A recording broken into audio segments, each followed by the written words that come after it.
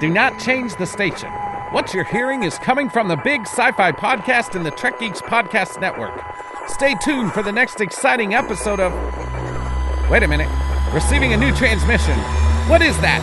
What am I seeing? It's big. It's really big. Oh my God, it's so... Welcome to Season 6 of the Big Sci-Fi Podcast, the biggest sci-fi podcast in the galaxy. Join our crew, Adina, Brian, Cris, and Steve, as we travel the Milky Way looking for the best that science fiction has to offer. Make sure you're strapped in tight, because we're going to have a lot of fun talking all things sci-fi. Stay tuned to this channel for the next audio transmission. Everybody, I'm so excited to talk to today's guest. As you can tell, we have certainly mentioned his books on more than one occasion, and even had a whole episode where we compared a movie based on one of his books with an older film, Robinson Crusoe on Mars. Crusoe, and that was going to be one of my questions. We'll save it. So before we get into all that, we do have to shout out to our host network, Trek Geeks, because we are honored to be part of that network along with other great podcasts. And please make sure everyone, you follow us on your platform of choice. Okay, on to our guest, Andy Weir, author of The Martian, Project Hail Mary, Artemis, and lots of other stuff. Andy, welcome to the Big Sci-Fi Podcast. Hi, thanks for having me. We're very happy you're here today. Glad to be here. That was let's talk about big opening. sci-fi. Oh gosh, let's talk about all sci-fi. Yeah, no, just big sci-fi. This big sci-fi podcast has a specific focus. We can talk about, what is it, The Land of the Giants? That was a 1960s TV show. That's some big sci-fi. The Attack of the 50-Foot Man. Them. About giant ants. War of the Gargantuas. I remember that one. My God. That had a song in it I will not sing. Attack of the 50-Foot Woman was another one. Yeah. Was the follow-up to the 50-Foot Man, or totally different? Well, they had to have a date, so right. Yeah. And then Yao Ming of the basketball player. And then we'll just talk about Yao Ming. Okay. Yeah, dude's 7 foot tall. He's not exactly sci-fi though. He's big. He doesn't look of this world. I'll tell you that. Fair enough. He is a tall man. Yes. All right, we've gone crazy. That's okay. Well. So thinking about all these big sci-fi things, what of this inspired you to start writing science fiction? Like everyone, I got into science and science fiction for the ladies, just the nonstop sex that you get by being a dork in high school. Yes, that is why I got into science fiction. Yes. No, I guess I was kind of doomed to be a nerd from day one. My dad was a particle physicist and my mom was an electrical engineer. So where do you go from there, right? So I've always had an interest in this stuff. I grew up reading my dad's science fiction collection. He was a boomer, so he has like all those, Robert Heinlein, Isaac Asimov, Arthur C. Clarke books, stuff like that. So that's what I grew up reading. I'm kind of one generation off on what my canonical science fiction was. He never threw away a book in his life. So I'm sitting here in the 1980s and I'm reading these old they had a little bit of a smell to them, these dusty paperbacks with an ad for cigarettes in the middle. Because the target market for these are 16-year-old boys, so you got to get them smoking, right? And so that's what I grew up reading, and so that's kind of what science fiction was for me. And of course, I don't know, I guess science fiction. I was always going to be a sci-fi nerd because I've been a science nerd, a real science nerd my whole life. So. Mm-hmm. So when did that transition into actually writing, though? Because being a fan and writing are two different. Related, but different. I guess I've always been a daydreamer. I always came up with stories. I was writing when I was 12. I wouldn't try to publish that. But, I was writing short stories and stuff like that just in my notebook instead of paying attention in class. So I was always a wannabe writer. Then when the time came to go to college and choose a major, I went with computer programming because I like regular meals. And then, but I always wrote. And I eventually bungled into the writing career, which is awesome.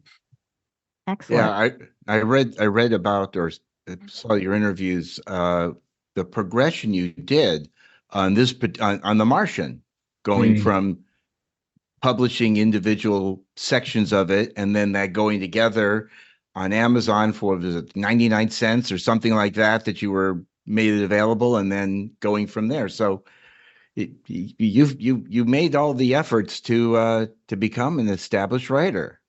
Yeah, I mean, I did well earlier in my life. When I was in my 20s, I actually took a 3-year sabbatical, which is sort of a nice way of saying I got laid off and I just didn't get another job for 3 years, and tried to take a stab at being a full-time author, a novelist, writing a science fiction book. I wrote a book. You've never seen it because it never got published. It wasn't that good. But, I spent 3 years chasing that dream, but I had the standard tale of woe of, couldn't get an agent, couldn't get any publishers interested. And I went back to computer programming. I bungled into The Martian because it was much later in time and the internet was a thing. And I posted chapters to my website as I wrote them.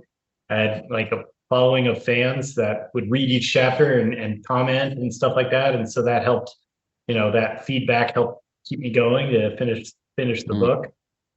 And then that all snowballed. I mean, I've told that story a million times. You guys have probably seen it in interviews, but it all just kind of like snowballed out of control. Next thing I know, it's like a best-selling novel, a movie with Matt Damon, and it's a weird experience. It all seems very surreal because I'm like, is this really happening? And then I'm like in Toronto at the red carpet premiere. I'm like, is this really happening? And then it's just like, you're hanging out with all these A-list stars and stuff like that for a couple of weeks doing the press tour, and then you're back at home. Right. Everything, it's like, and it's over. Like, what the hell was that? How much, if any, did you have any involvement in producing the film? Like, did you get to review the script? Were you on set at all when they were filming? No, well, not really. So I had no authority, no say, anything. Like once they buy the film rights from you, they can do whatever they want. They don't have to consult me at all. They could have just completely not spoken to me again. They chose to involve me sort of as a technical consultant kind of thing. So that was pretty cool. So I was fielding questions from Ridley Scott and from Drew Goddard, the writer of the screenplay, and so on. And then what? They would send me revs of the script and say, like, hey, what do you think? And I'd give them my notes. They could either listen or not listen. They didn't, have to care what I had to say, but they decided to. So that was kind of nice. Nice. Yeah. So I remember when I read the book, I was aware the movie was coming out. It was like maybe 6 to 8 months before the movie came out. And all I could think about as I'm reading the book is, oh my God, what details are they not going to include in the movie? Because it was obvious that there's no way they're going to fit this in a film. I mean, Did you struggle when you saw like, oh, they left out such and such? No, I knew they couldn't possibly exposition all of the stuff that was in there. I mean, it would not be possible. Or if they did, it would be incredibly boring. Right. So I like the approach they took, which was they were scientifically accurate. They just didn't always explain everything going on. So they're like, he does this thing. Anyone who's a scientist in that field can tell you, oh yeah, that's right, that's real. But then he doesn't bother to explain the whole stack of information below it. He just does it. Is there something they left out that you wish they had managed to get in? The only thing I wish they had put in there was the Aquaman joke. They even had it all set up. They had it all set up. So there's a scene where Cat in the book, Vincent in the film, looks up at Mars in the sky. He can see it, a little red dot. He's like, man, he's all alone. He's stranded up there. He doesn't even know we know he's alive. He thinks he's been abandoned. What does that do to a man psychologically? What's going through his mind right now? And I immediately cut to like log entry Soul 68 or whatever. And he's like, how come Aquaman can control whales? They're mammals. Makes no sense. Right. Well, They set all that up. They set that up, and then they have him say something like, I'm definitely going to die up here if I have to listen to any more disco. Or something. That's the line they went. And I was just like, you had it. You had room for it and everything. But they didn't use the line. What about the crash? Because in the book, he rolls over the rover. Yeah, that was a tough decision for them. This little buddy right here. Remember him from the film? There Uh-huh. it is. Yeah. Yeah. Steve is That's holding the up actual. a little rover. I have That's a the actual one from the film, Steve. It's You're the saying? actual one. Look right there. You can see Mark right in there. Now I Yeah. built this and this is solar powered, just like the real McCoy. Very nice. Very Yeah. nice. Very cool. Thank you. That But was they left they was left a really that tough out. decision by Drew and Ridley and the producers in general. Is that was the biggest like event that happens in the book that didn't make it into the movie. Mhm. And they're like, things had to be cut for time. It would have been like a 6-hour movie if you put every plot Right. beat in there. Yeah. So they're like, we're going to get rid of this. We're going to focus on that. We're going to get rid of this. And they decided the whole sequence of basically getting in the book, just getting from Ares 3 to Ares 4 was quite an ordeal. It took many chapters. It took him a long time. He encountered a lot of problems along the way. The dust storm, then he rolls the rover and he has to do all that stuff. And in the movie, they said like, okay, we're just going to montage that trip and nothing's really going to go wrong. Yeah, because I did the reverse of Adina. I saw the film first and then read the book and went, oh yeah, they left that out. And yeah, then they left out a lot, but they had to. And if it had been up to me, I think I would have picked that same thing. Because it's like it's not critical to the plot. It goes to really hammer home how hard everything is on Mars. But at that point in the movie, the viewer understands this. The stakes feel real. They don't need to, drive it home any further. Yeah. You left the torture scene for me in it, where as he's driving along, you start playing Waterloo by ABBA. And I've told this story before, but I took a trip in '74 up to the World's Fair in Spokane, Washington, and my best friend who was with me purposely put Waterloo on every cassette he had for the trip because he knew it was going to torture me. And so when that came up in the film, I went, "Oh my God, I'm having PTSD about that." Surrender. Is that any different from Africa? Oh, Steve also does not like Africa. I'm the opposite. I have whatever affliction. I can just listen to that song on repeat. Like I absolutely love that song. Well, I don't even know all the original lyrics. I just Toto. Well, okay, cool. Yeah.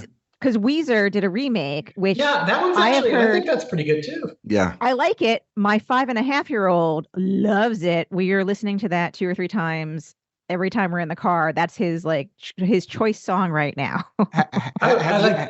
Have you seen Moonfall, Andy? I haven't. I mean, Oh, well, Okay, that's that's why okay. it takes a special That's meaning. okay. from Why'd you that even particular- bring that up, Steve? I had to because let of him know Africa. where the Africa thing Okay. comes in from. So yeah, sorry about that. like for me, it's like I don't need my science fiction to be scientifically accurate, right? Like I love my favorite science fiction property is Doctor Who, which is just about the Okay. softest sci-fi fantasy. you can have. Mhm. Yeah, it's Fantasy. just about fantasy. I love Star Wars. I love Star Trek. Those are, space opera, whatever. Mhm. So I don't need my sci-fi to be scientifically accurate. I Okay. do need the rules of the universe to be internally consistent.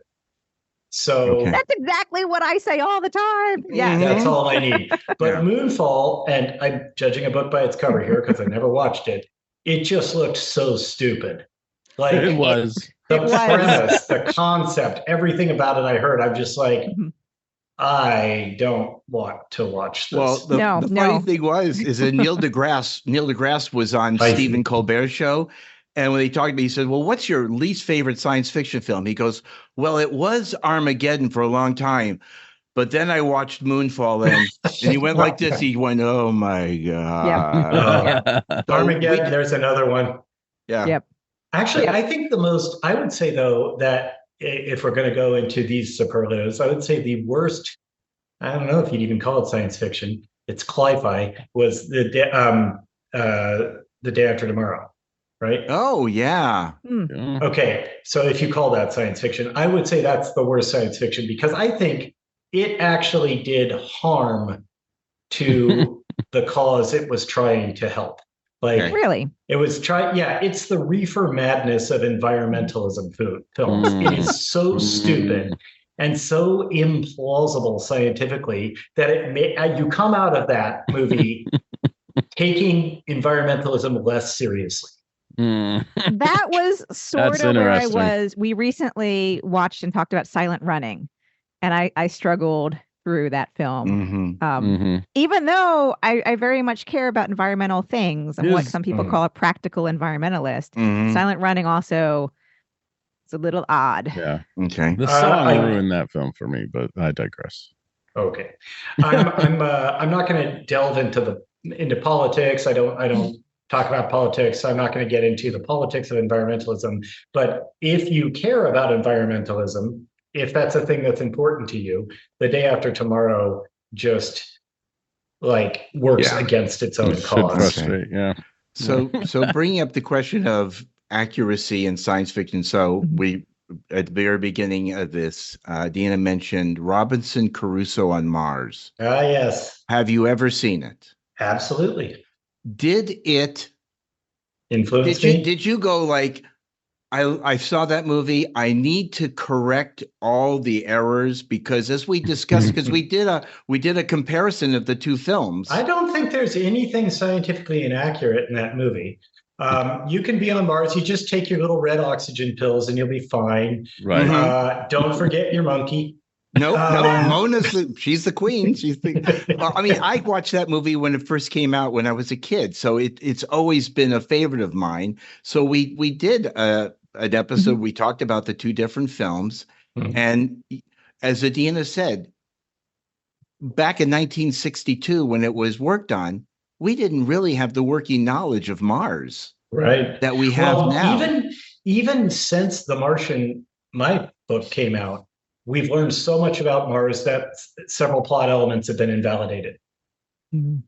Like, interesting. So, yeah. When I wrote The Martian, at the time that I wrote The Martian, the general understanding and belief among the scientific community was that Mars was just bone dry, that there was very little water on Mars. They might, if there was any water, it would be up at the poles, you know, as ice, and the poles might actually just be frozen carbon dioxide, so there might not be much water at all. So The Martian, the print book came out in 2013, and then Curiosity landed afterward. I don't remember exactly when. Maybe Curiosity landed after I had finished the book long since. Curiosity landed, scooped up the Martian soil and said, "Hey, there's a shitload of water in here." It's like a lot. And it turns out that for every cubic meter of Martian soil, it's supposed to be called regolith. I call it soil. Fight me. For every cubic meter of Martian soil, there's about 35 liters of water, ice in it. So if you filled a refrigerator with Martian soil and extracted all the water, you would have 70 liters, which is like 35 2-liter bottles of water. Wow. So it's like Mark didn't have to do any of that crap where he reduced hydrazine and blew himself up to make hydrogen and mix it with He could have just melted.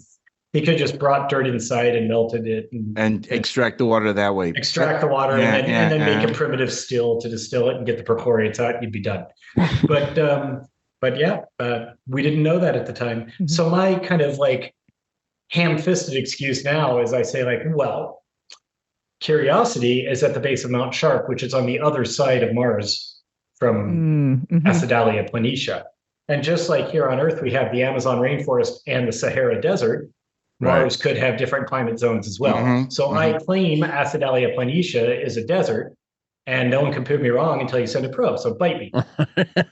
We're not going to bite you. Do you ever have like the urge to rewrite, to update any details with new information? No, it is what it is. It's a product of its time. As time goes by, I'm sure other aspects of it will be proven false. Other assumptions that we've been making about Mars have turned out to be wrong, and that's okay. Some of my favorite science fiction stories have things in them that are based on, you know, our understanding of science at the time that have now been disproven, and I still love them. Yeah, like there's a Heinlein novel where there's this ship that can travel at near light speed, and they go around exploring planets, looking for possible habitable planets and stuff. And anyway, at one point they get too close to a black hole. They're thrusting, they're accelerating. All this science is like accurate too. Not a black hole, but just a star, whatever, a big gravity well. And they had to thrust, and the whole ship was pulling like 12 Gs. And they're like, oh God, you know, what about the photographic plates? Because they've been documenting everything by taking photos, and those plates are, of course, glass because that's how that works. And they're like, if we pull too much, geez, the plates are going to crack and break in the hole, and all of our work will be ruined. So that was very stressful for them. And I'm just like, that's just, now you read that, it's charming. It's just like, you don't go like, oh my God, they don't have like, digital cameras in this era of interstellar travel, but that wasn't a thing they thought of back then. And so you said you like tangents. We love tangents. Thank you. I know.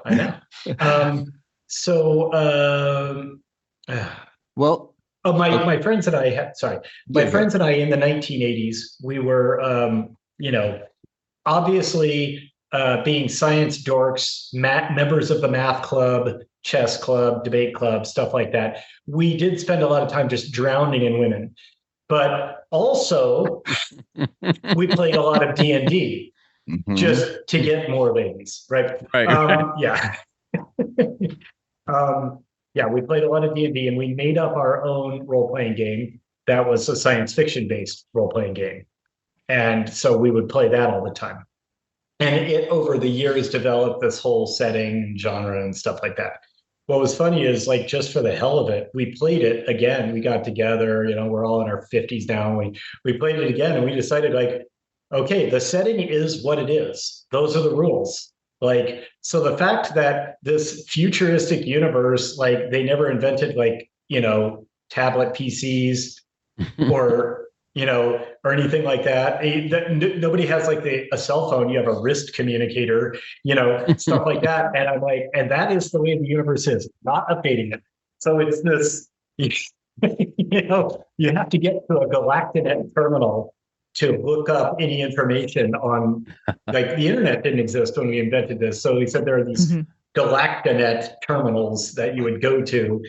And well, it's true when you go back and you watch some of the, specifically Star Trek Next Generation, and you see like the thick pads that they have, which are, similar to our tablets, but they're almost sometimes single use as they go through them. And, we have these devices now that are multi-use. It is, but yes, we can still, of course, all watch Star Trek Next Generation.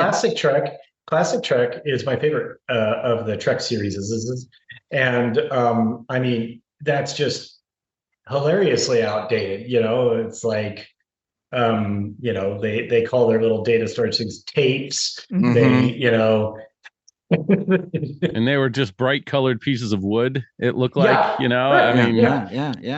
the idea they were like cartridges, basically. And we can still watch it.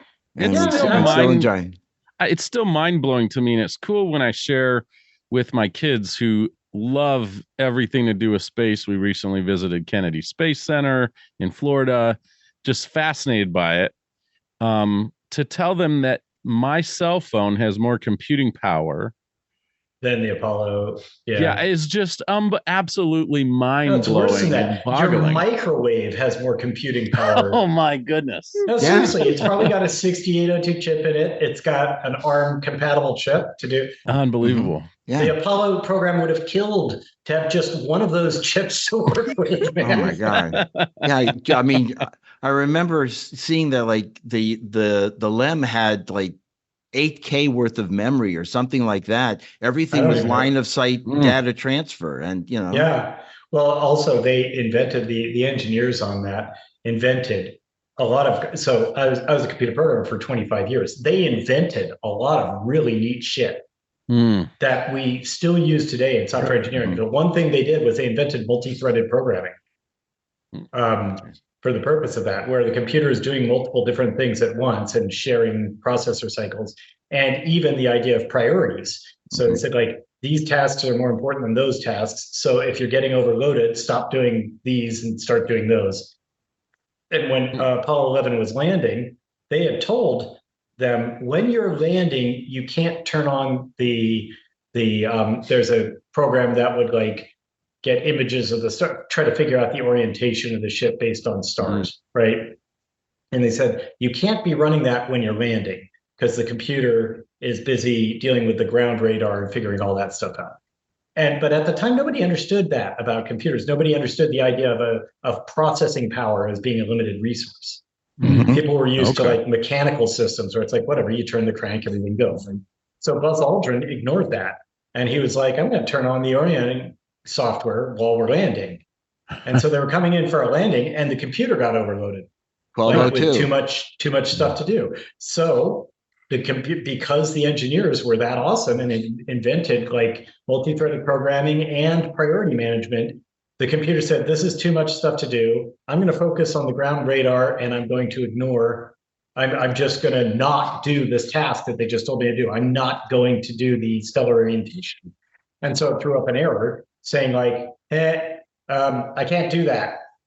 And so while they're landing, they just get this numerical error code that they had to kind of very quickly call back to Houston and say, what the hell is this? And Houston said, like, you know, they ended up calling into the like engineering department saying, what the hell is that? And the engineers are like, I don't have time to explain, but you can continue the landing.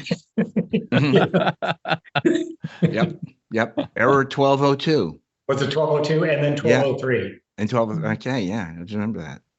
So I'm going to segue into the fact that then you wrote another novel that was based on the moon. Yes. Artemis. Also known as Andy Weir's other book.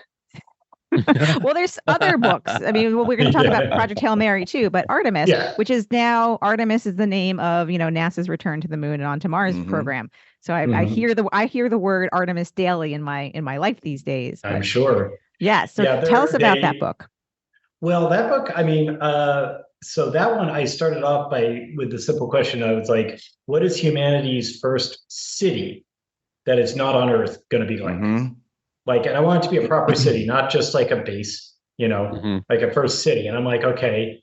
And so I went back and said like, well, where would you build a city?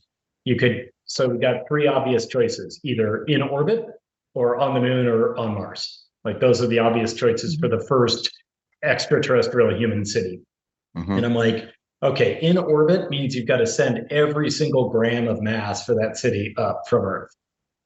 If you do it on the moon or Mars, you get to use the local resources and like smelt minerals that are already there. So you can take advantage of that. And then Mars is a hell of a lot harder to get to than the moon. So the moon seems to be the obvious answer. The next question is, why would anyone build a city on the moon?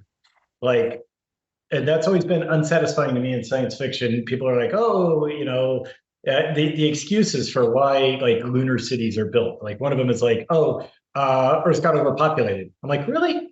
Did you colonize the ocean floor? Did you colonize the Sahara? Did you colonize Antarctica? Because all of those things are a lot easier to colonize than the moon.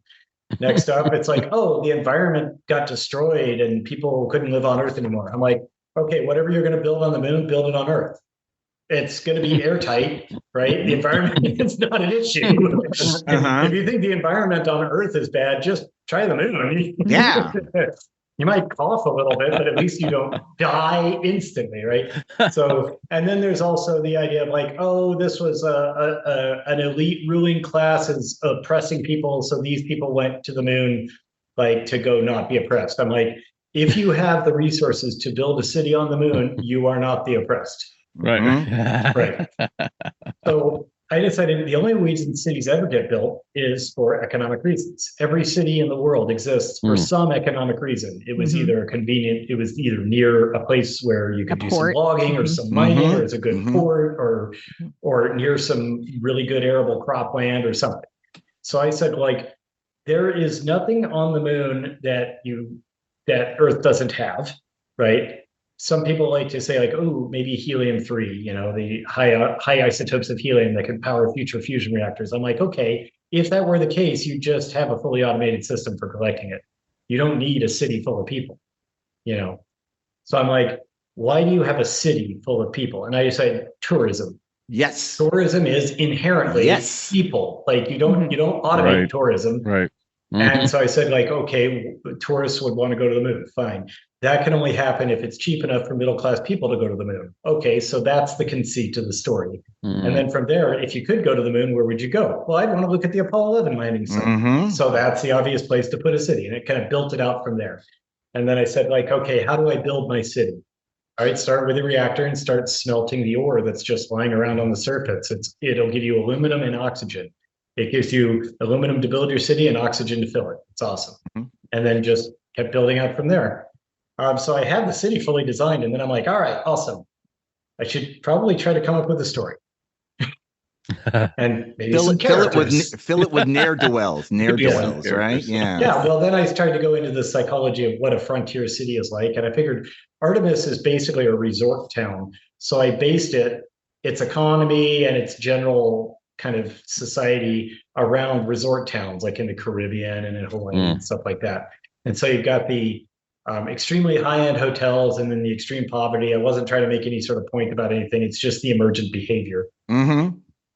And then the kind of very, very low amount of law and law enforcement, and their punishments are usually just like, hey, they'll send you back to Earth. I mean, they don't have You've been banned. Goodbye.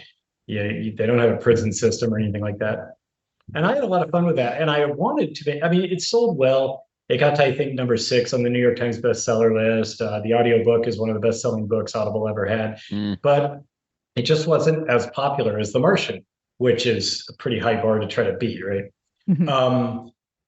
And so my publisher wasn't that interested. I wanted to write sequels. I wanted to have Artemis be a setting that I had all sorts of stories take place in. Mm-hmm. Oh, okay. And I wanted that's what I was going to ask. Yeah. Your books are all standalone. Yeah. And I was going to make Artemis like I was going to make like every book would be a different main character. Like, so the next book was going to be Rudy, the cop. The main character is solving a murder. It's going to be a murder mystery. So I often call Artemis just Chinatown on the moon, the movie Chinatown. Chinatown's all about the nasty stuff that happens in the underbelly for a city to grow. So since I've got sort of a noir thing going on, I was going to go for a murder mystery. Like I was going to call it Murder on the Moon, and Rudy was going to be solving a murder. Which there was a murder in the story, and so yes, you still have that in there. And well, there was a murder. No. I'm talking about after I wrote. Artemis, afterwards. Okay, yeah. I was pitching this new idea to the publisher, and the publisher was like, what else you got? And you got Project Hail Mary out of that somehow. Then I made Project Hail Mary instead, and that worked out okay. So. I will say this to you, Andy. I usually take months to read a book. I'm a very slow reader. I pick it up, I put it down. You got to sound out the bigger words. Oh, yeah. Hello, goodbye. You're a pastor. You're sitting there in the Bible. You're in the big, honey. What's BIG again? Yeah, I know. It's in big letters. No, but I read Artemis in 10 days. Oh, cool. Because I couldn't put it down. I love Jazz. I think she's one of the coolest characters. And Adina over here has 4 books about this lovely girl, and I always thought that if Ruby was a bad girl, she'd be Jazz, and just all the characters and the way you laid it out, and it just thank you so much. It was in the minority. Most people didn't like Jazz very much. Really. Yeah, well, I got a lot of feedback from people, and it's hard to sort out the bullshit from the reality. You have to read between the lines when you're reading reader feedback to really learn. I care about it. I want to hear it. I want to get better. I want to know what I'm doing wrong and get better.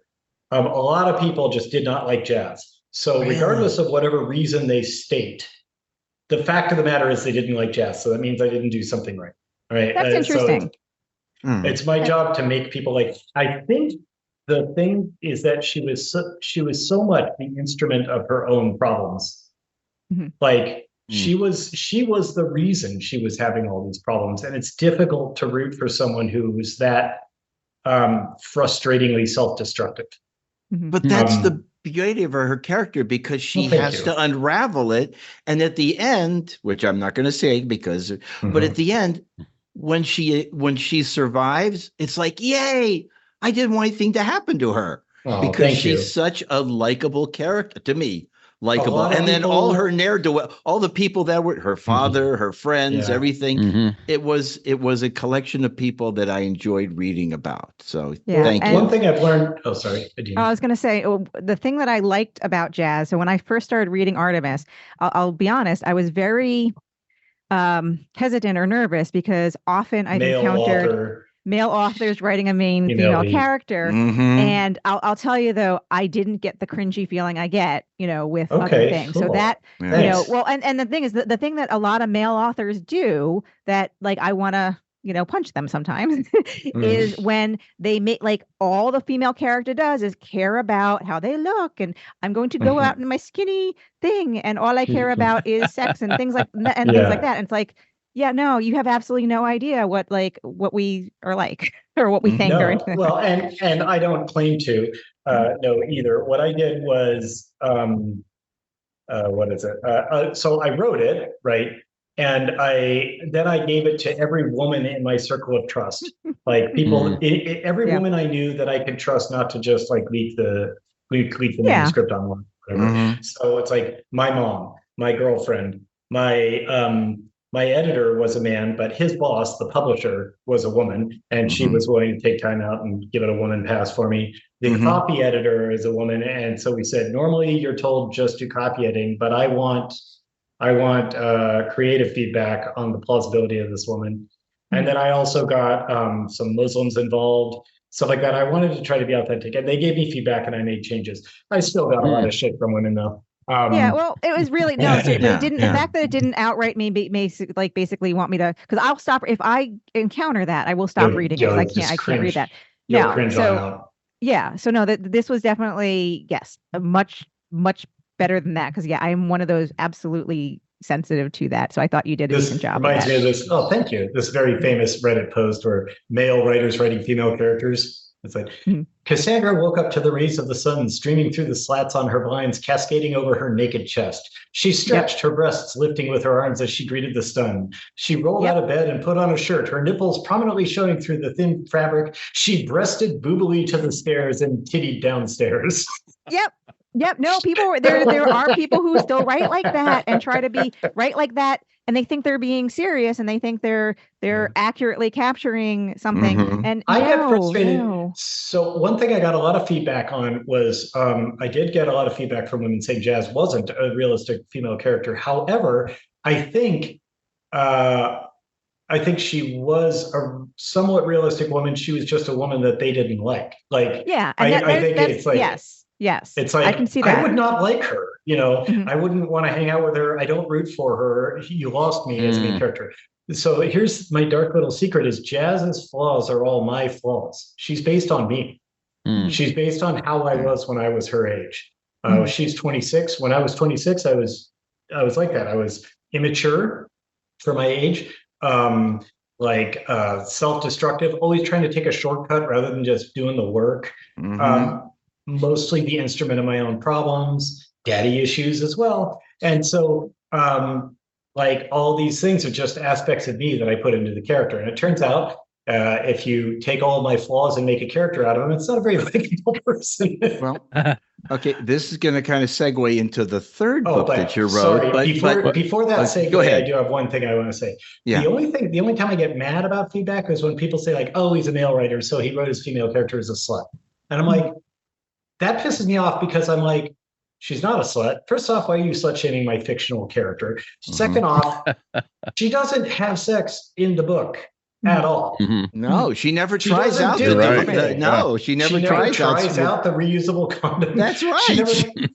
She doesn't. The only thing she does in the entire book is she kisses a boy that she kind of likes.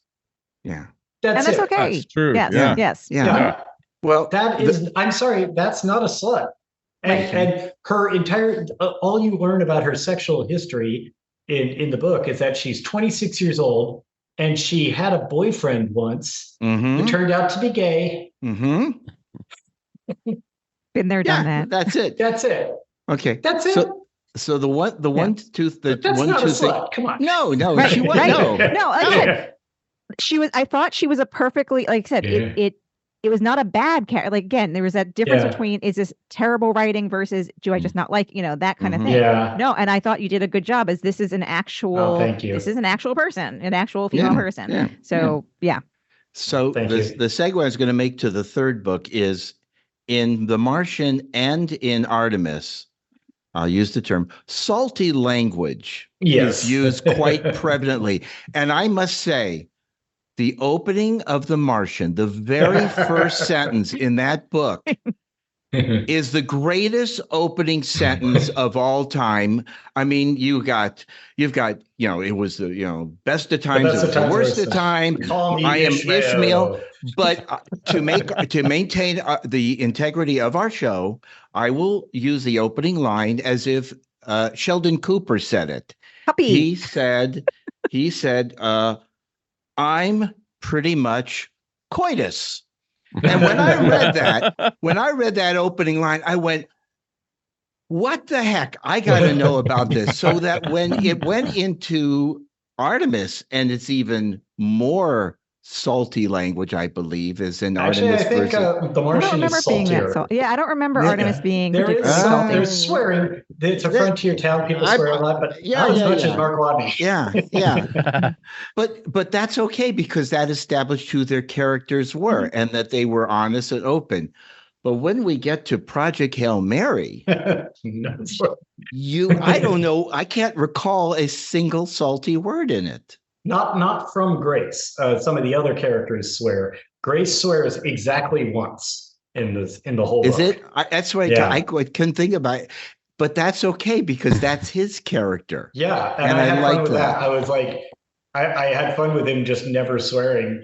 And I thought that was neat, because I had defined that he was like a junior high school teacher. And I thought maybe he has so completely, like, I'm a parent. I have a 2-year-old boy. He's about to turn 3. And already, like, I have pretty much trained myself out of swearing. Even when he's not around, I say stupid things that are just like, oh, excuse me, I got to go potty. To my fellow 50-year-old male friends at the ball. Yep. Yeah.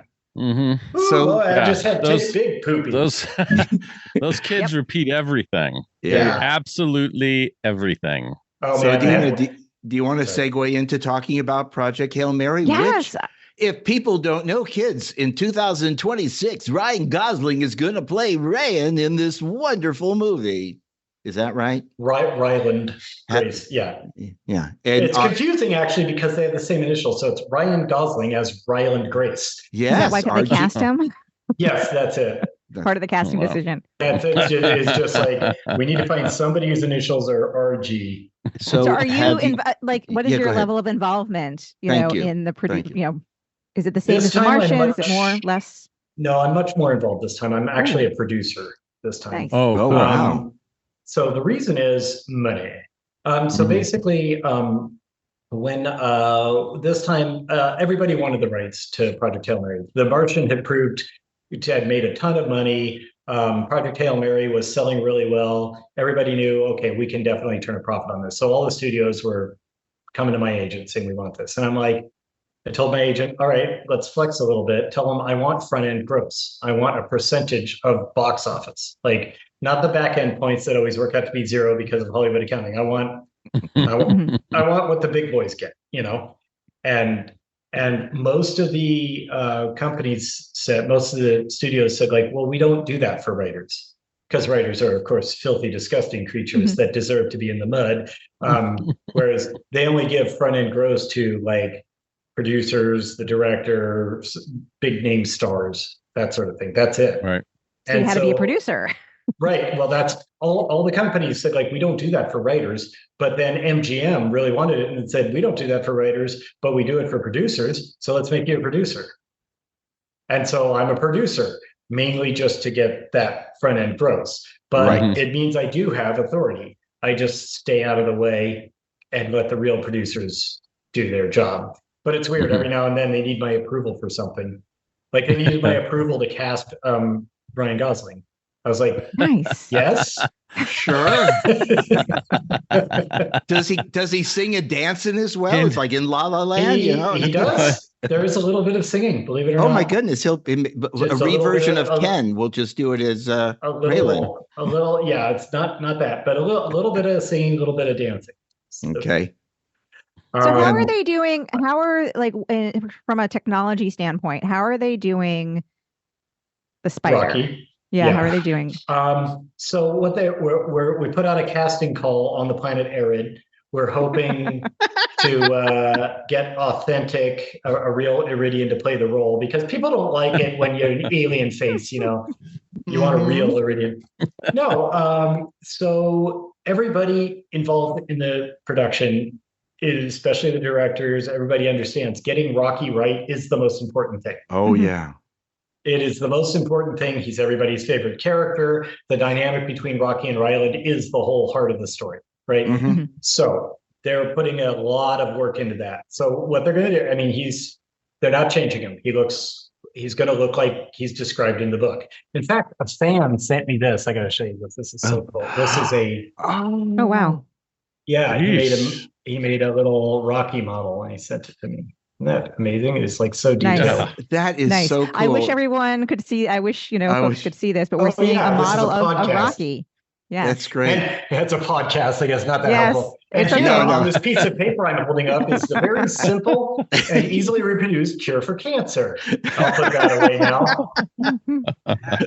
Thank you for sharing that with us. I will get that to the hospital soon. Because you wrote this. Yeah, so I'm still answering his question. So the short answer is it's going to be exactly what you'd expect, a combination of practical effects and CGI. They want to use practical effects wherever possible. CGI for things like, when he's like crawling around up on the walls and stuff like that, you can't do that. But yeah, they're taking it real seriously. Are you allowed to say who's going to voice Rocky? I would not be allowed to say, and also I don't know. Okay, that's fair. No, that's fair. We haven't cast that yet. The only casting we've done is, we have cast a couple of minor characters, and I can't talk about that. But no, that's fine. Just some minor ones, and of course Ryan Gosling. Mm-hmm. Okay, it's got to be so difficult, or I'm working on a strat right now. We're working on getting strat, and then we're gonna have to figure out voice of Rocky. Cool. So when you're writing the book, and again, it's really hard to get non-humanoid aliens right or done in a way that like I could actually imagine these folks existing. I had a lot of fun with it. Sorry. Yeah. One of the things that really impressed me about Rocky and his species was their lack of knowledge about radiation.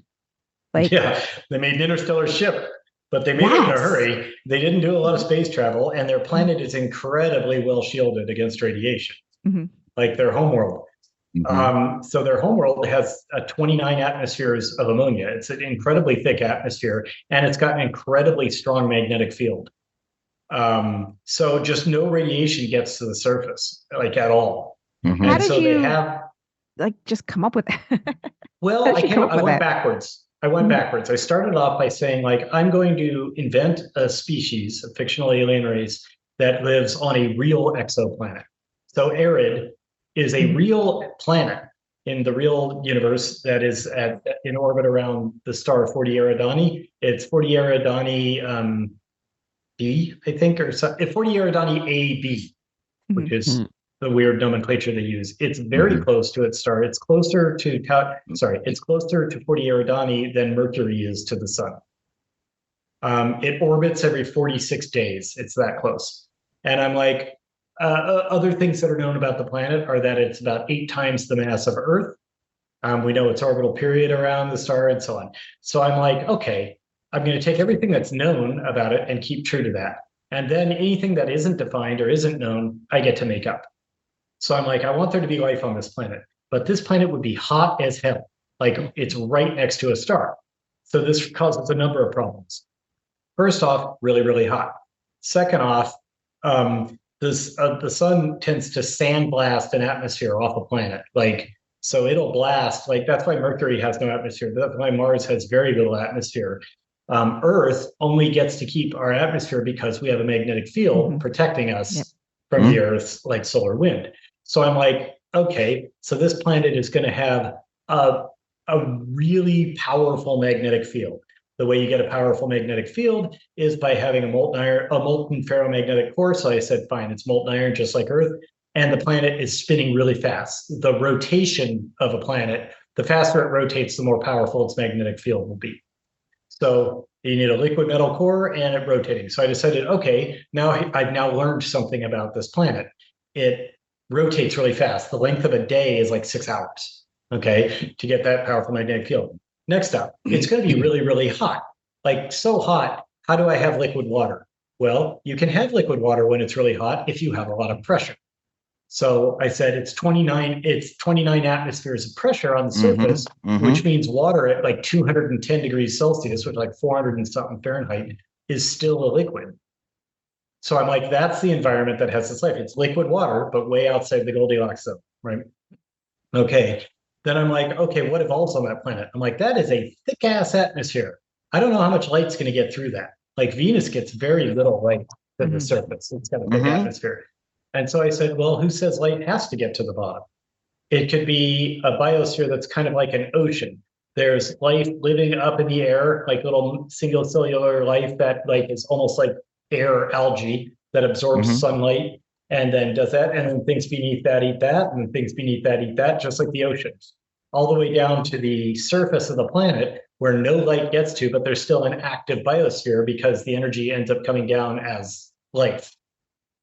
And so I'm like, no light makes it to the surface, no need to evolve vision. It's not useful. And so they instead evolved like really, really good echolocation, like echolocation that they can get a full sense of their 3D environment from echolocation and fine tuning, all the way down to like, just like how you can kind of tell the difference between different textures by looking, they can hear the difference. Oh, this wall is softer than that one, and this one's furry and whatever. Not sure what kind of room that is, but anyway. I like that. That's interesting. Bit by bit, I went there. So when Astrophate, and people always ask me, and this is one thing that kind of annoys me. People will be like, well, how could they even know their star is dimming? They don't have sight. How could they even know about, stars that exist at all? Because they don't have sight. I'm like, do you have any idea how much stuff we as humans know about that we cannot see with our biological senses? Like, when was the last time you saw a neutrino? Right. Or can you taste cosmic radiation? Can you, can you smell it? And I always just say like, well, then I always turn around and say like, well, then how did humanity find out about the petroglyph line? It's infrared light. That's a frequency we can't see. Because we have technology that does it for us. It's just a lot of people really get stuck on this concept of like, if they can't see, they wouldn't possibly have been curious about what's outside their planet. Right. Anyway, the radiation sickness comes from that environment, means they have absolutely no defenses against radiation at all. They had no need to evolve them. And it makes you think about what don't we know about still, right? Yeah. I just one last question is that we did the movie Enemy Mine, and the discussion was how do two creatures from two different societies and planets communicate? You did a wonderful job of explaining how he's able to communicate with Rocky and how they establish a language, and that was really important in the story, and you did a beautiful job of it. Thank you. Thank you so much. Yeah. Well, yeah, Andy, thank you so much for joining us today. And I want to say we refer back to the Martian and Project Hail Mary all the time as we are comparing how other shows, films, books, how well they do. It's kind of like you set a standard, set of benchmark for everyone else to live up to. So I appreciate that. So thank you. Thanks so much. And thank you, listeners, for tuning into the Big Sci-Fi Podcast. Remember that you can always interact and chat with us on our Facebook group or find us on Instagram or Twitter. Or drop us a note at the Big Sci-Fi Podcast at gmail.com. And so, folks, it's a great big sci-fi universe out there, and the voyage never ends. Please always remember to extend kindness, respect, and understanding to all beings across the galaxy, whether they can see or not. Live long and prosper, and join us once more for the next cosmic journey on the Big Sci-Fi Podcast.